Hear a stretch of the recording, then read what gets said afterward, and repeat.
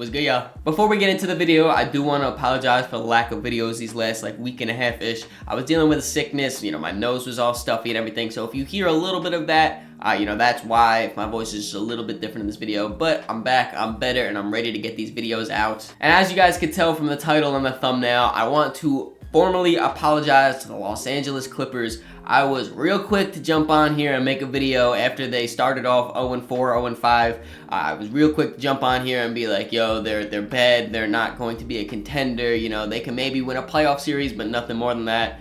I was wrong. I was completely wrong. This Clippers team looks like a contender, maybe even the favorite out west. Since I made that video a few months ago, the Clippers have gone 31-8 over the last 39 games, including an incredible victory against the Atlanta Hawks just a few nights ago.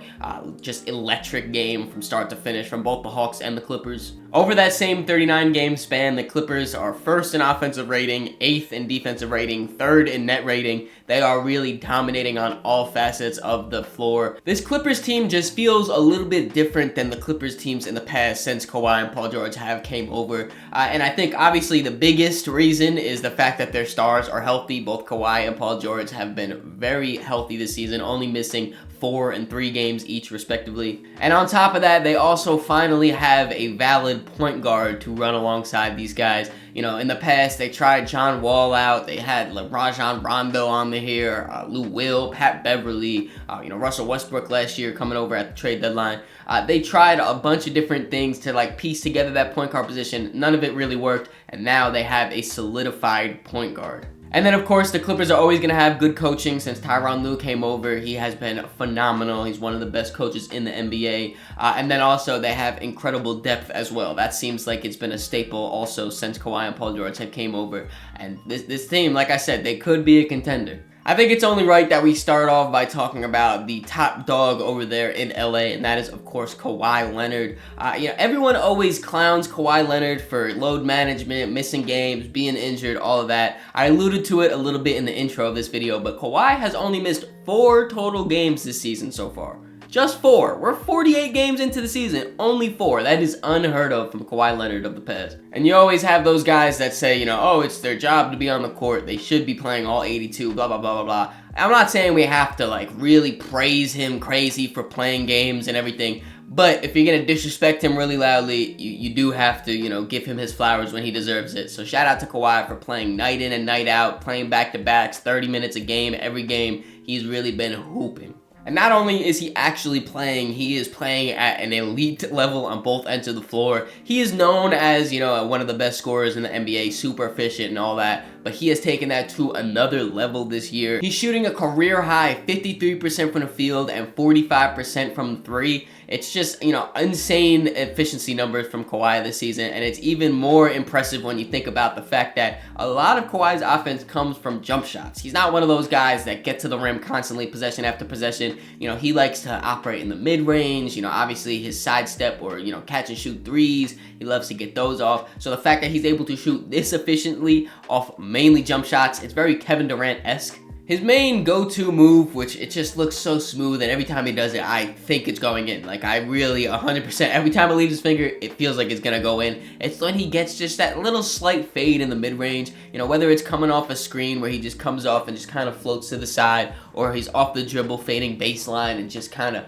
puts the ball in. That between the space that he creates with that little fade and his really high release point, it is damn near impossible to guard that shot. Pretty much for his whole career, Kawhi has been known as a mid-range killer. That's his bread and butter. But where he's really taken that next step this year and really elevating his offense is from behind the three-point arc. I mentioned before he's shooting a career-high 45% from 3. When you take that to just corner threes, he's shooting 50%. And then when you do catch-and-shoot threes, he is 6th in the entire NBA at catch-and-shoot threes, shooting 48%. I think that's really what makes this offense put onto another level. Obviously, you got Kawhi who can create his own shot, but the fact that he is so lethal off the ball and such a big threat while not even having the ball, it definitely stretches out the defense. And speaking of defense, I know Kawhi is nowhere near his DPOY level, and he's taken some steps back defensively these last few years.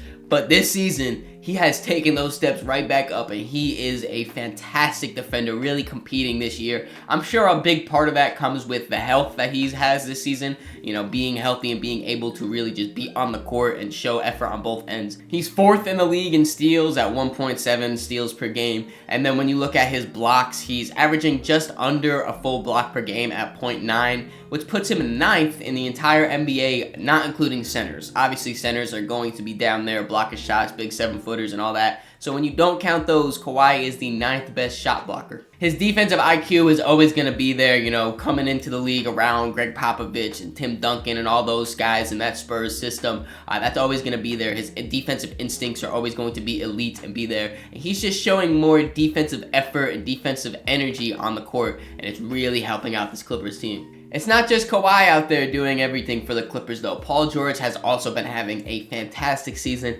And honestly, damn near everything I just said about Kawhi, I feel like I could say about Paul George, and it would be true. Both these guys are elite two-way, three-level scorers. You know, they'll compete on the defensive end and then go get you a buck on the offensive end. And like Kawhi, Paul George is having one of his most efficient seasons of his entire career with shooting splits of 46, 41, 91. You know, if he gets that field goal percentage up a little bit, he could be shooting 50, 40, 90. Which it would be wild for Paul George. A big reason for the uptick in efficiency for Paul George, though, is his improvement at getting to the rim and finishing. He's shooting a career-high 74% on rim shots this season. He's really good at using the combination of his size and length at 6'8" and also his elite touch at his size as well to become one of the best finishers in the league. And like I mentioned before, he's a great 3-level scorer, shooting 47% from the mid-range this season.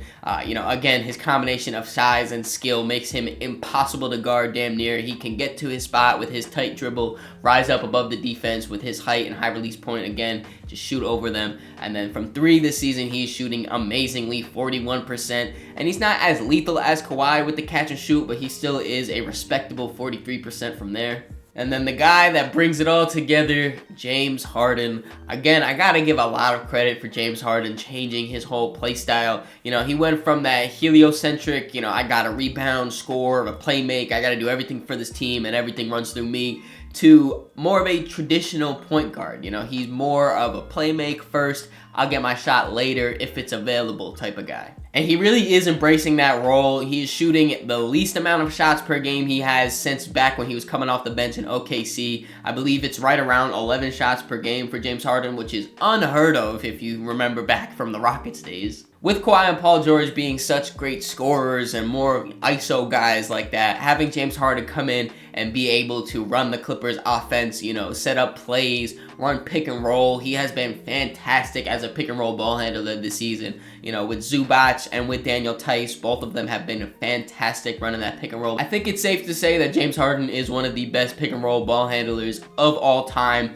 You know, like I said before, he's not really looking for his shot too much now, but, you know, he's able to still get to the rim like that, dump it off to the big, lob it up to the big, cross court to the corner for an open 3. He really has the defense at his disposal when he's in that pick and roll, and you know, you could just tell he's super comfortable like that. And even though he has really relaxed on hunting for his shot and looking for his shot, he still is one of the best off-the-dribble three-point shooters in the entire NBA. He's shooting over 42% from 3 on off-the-dribble threes. That would put him 5th in the entire NBA at off-the-dribble three-point percentage, minimum 2 three-pointers attempted per game. And with these 3 players alone, you would have a very good offense. But when you surround them with the proper role players as well, that elevates it to a great offense and a great defense. I just want to highlight a few of the role players that are giving the Clippers fantastic play this season, starting off with Zubac. Hopefully he's back on the court soon. He has been great for the Clippers. I feel like he's one of those guys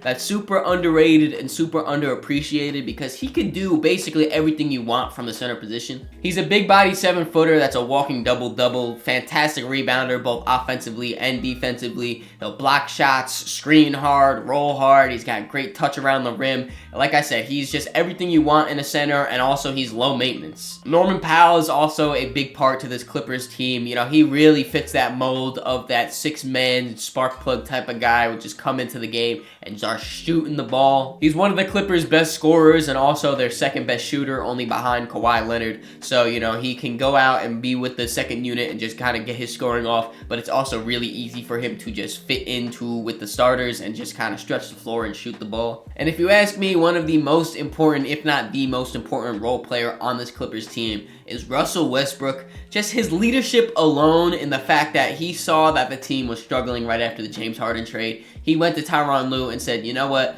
I'm putting my pride to the side. I know I'm a former MVP and all that. I'm putting my pride to the side, and I'm going to come off the bench. I really think that I could fit well with the bench. James would fit well with the starters. We can kind of get this working.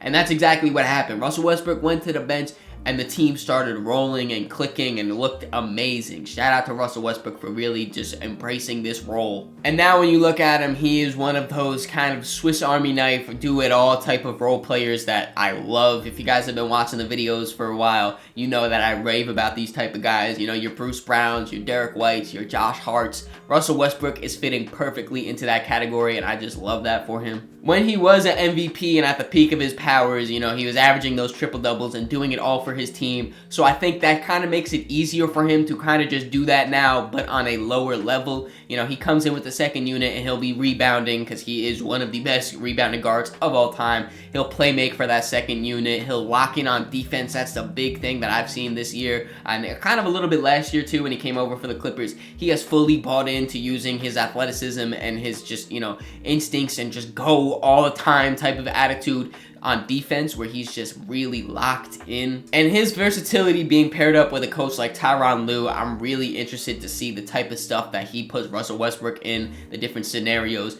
Just last night, he closed out the Hawks game as the center. As a small ball center, Russell Westbrook was guarding Onyeka Okongwu. You know, he's guarding the pick and roll and drop coverage, swatted a lob away from him, rebounding, like I said, getting out in transition. He had his fingerprints all over that fourth quarter, and I want to give props to both Russell Westbrook for, you know, adapting his game, but also Tyronn Lue for putting him in positions to succeed with this team. And then they also got guys like Terrence Mann, who just comes in and defends, cuts hard, you know, just kind of does what he needs to do, doesn't do too much. Amir Coffey has been stepping up really well for them and just come in and shooting the ball well. Daniel Tice has been a super underrated pickup for the Clippers. He kind of lets them run that small ball lineup. If they don't want to fully go small with Russell Westbrook, they could put Daniel Tice out there, and he's able to stretch the floor and give them kind of that versatility, the switchability on defense as well. I don't know, guys. This Clippers team is definitely looking scarier and scarier by the game, by the day. Like, I would be very shook if I was a Western Conference team. Seeing him in the playoffs, I would be scared. So again, I do want to apologize to the Clippers themselves, to Clippers fans out there. I was definitely wrong. I jumped the gun. I was wrong. You guys are definitely contenders. Hope you guys enjoyed this video. If you did, make sure you leave it a like. Subscribe so you don't miss the next one. In the description, there's links to all my social medias, so make sure you follow me on all those to keep up to date with me. Catch ya.